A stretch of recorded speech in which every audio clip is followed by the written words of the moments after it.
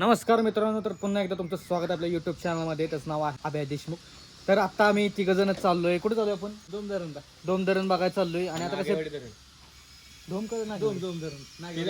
हा ती झाली नागेवाडी धरण. आणि अजून कोणतं लोकेशन होईल का नाही ते पण पलकवडी पण अजून कुठले 2-3 धरण आहेत आमच्या इथं वाई तालुक्यात. मंदिर कुठलं आपल्याला? नरसिंह मंदिर. नरसिंह मंदिर ती पण आम्ही बघणार आहे. तर कंटिन्यू राहा, मस्त असा ब्लॉग होणार आहे. तिघच आहे आम्ही. एक जण येणार होता पण तो त्याच्या मस्तीनं आला नाही. तो कधी न रानात जाणार, आज खट टाकायचा चाललाय. त्याला रान पण माहित आहे, त्याच्या रानातली वाट कुठे जाते त्याला माहित आहे.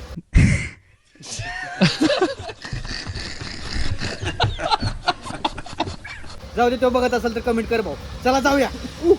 डोमला जाताना आम्हाला वाईमधनं जावं लागतं, पण आम्ही इथं गणपती बाप्पांचं दर्शन घ्यायला गेलो कारण की आज होती चतुर्थी. पाऊस जास्त पडल्यामुळं पाणी पार मंदिराला टेकलंय, तुम्ही बघू शकताय. पाणी पाणी बघी चालू झालं. हा कसलं पाणी, केवढं झालंय पाणी?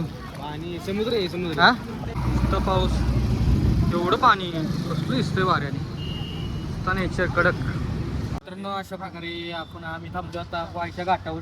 पाणी गच कृष्णा नदी ही सगळी पूर्ण. तर कृष्णा नदी आमच्या गावातून पास होती. एवढा आता कसं पाऊस जास्त पडला त्यामुळे पाणी जास्त झालंय. त्याच्याच काय पाणी जास्त झाले काय माहिती? पाणी दाखवलं की पाणी जास्त झाली म्हणून तू सोडले ना खाली नदीला. हा काय काय धरणात पाणी जास्त झाले म्हणून सोडले. हो बरोबर बरोबर, तुझं काय चुकत नाही.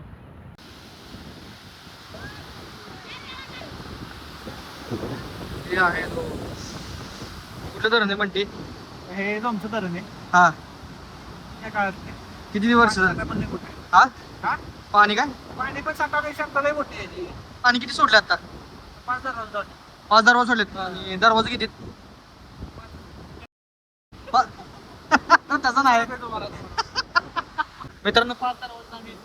बघा इकडे काय बंटी. हा काय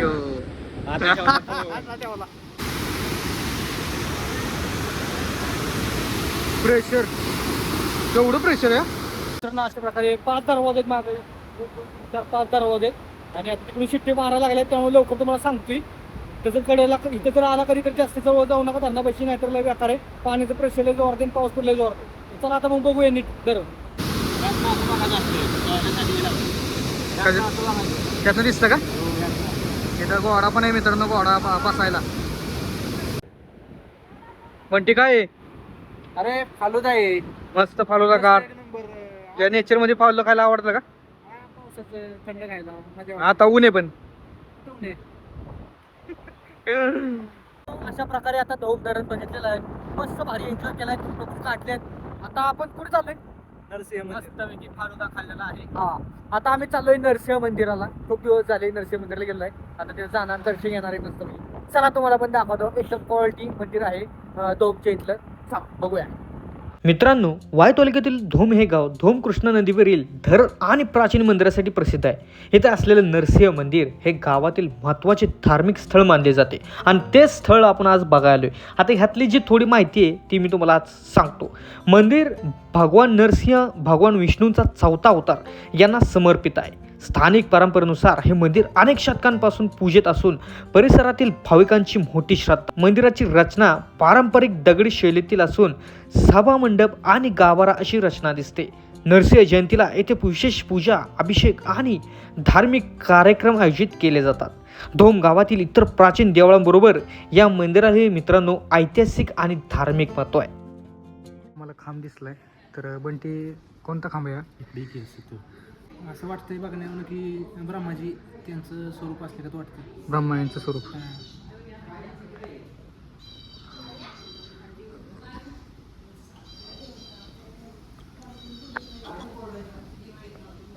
पेशव्यांच्या काळात ही जी मंदिरं उभारली ही शिवाजी महाराजांना पर्यंत सगळं त्याचं यशस्वी देखभाल केली महाराजांनी.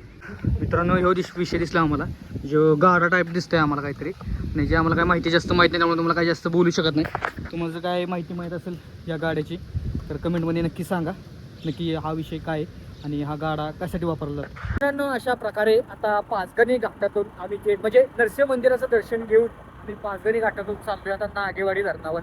नागेवाडी धरणातलं मस्त असं तुम्हाला नेचर आणि धरणातलं पाणी तुम्हाला दाखवायचं. चला तिथलं किती दरवाजे उघडले तिथे बघूया. चला. डायरेक्ट डोंगला पुढे ही पाचगणीच काढली डोंगला पडली डायरेक्ट नागवडी धरण आलं की 15 दिवसांना भरेल. एवढं जवळ वेळी डोंगराच्या पलीकडनं मित्रांनो डायरेक्ट नागेवाडी धरण दिसतं आपल्याला. आता मला तर माहित नव्हतं रस्ता पलीकडे जातो डायरेक्ट पाचगणीची घाट. तर मित्रांनो अशा प्रकारे नागेवाडी धरणावर आम्ही आलोय आणि इथे तुम्ही बघू शकता मस्त असं नागेवाडी धरण आहे. इकडे असं तर तिकडे बारीक असा धबधबा आहे आणि इकडे मागं हे धरण आहे. अजून हे धरण त्या दोन धरणासारखं अजून जास्त भरलेलं नाही. माझ्या मते जवळ एक 60-70% भरलं आहे धरण आणि ते 90% भरलेलं म्हणून ते तिचं 5 दरवाजं सोडलं होतं. पाचगणी इथनं पलीकडे पाचगणी घाट आहे आणि या साईडला इकडे ही पाचगणी पूर्ण पाचगणीचा सगळा डोंगरीवर आणि आपला हा नागेवाडीचं धरण. असं मस्त असं आमचं काय नागेवाडी धरण वगैरे बघितलंय फोटो वगैरे काढल्यात. आता बघू आणि आता एक विषय दाखवायचो तुम्हाला तो पण तेवढ्यात त्यानं मोबाईल ठेवला खिशात काय होतो तुझंच काढा बरं.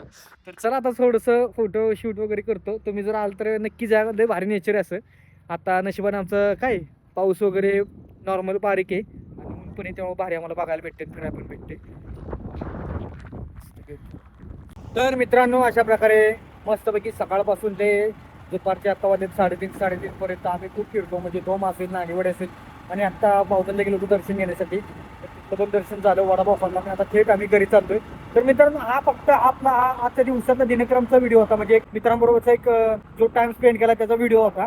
जर आवडला असेल तर आपल्या ब्लॉगला नक्की लाईक करा आणि भरपूर लोकांपर्यंत ब्लॉग शेअर करा आणि कमेंट करा. आपल्याला मी तुम्हाला सांगितलेलं मागा स्टार्टिंगला पण ह्या भाऊचा विषय सांगितलेला कमेंट करा. चला मग tata bye bye see you. भेटूया लवकर ब्लॉग दुसऱ्या.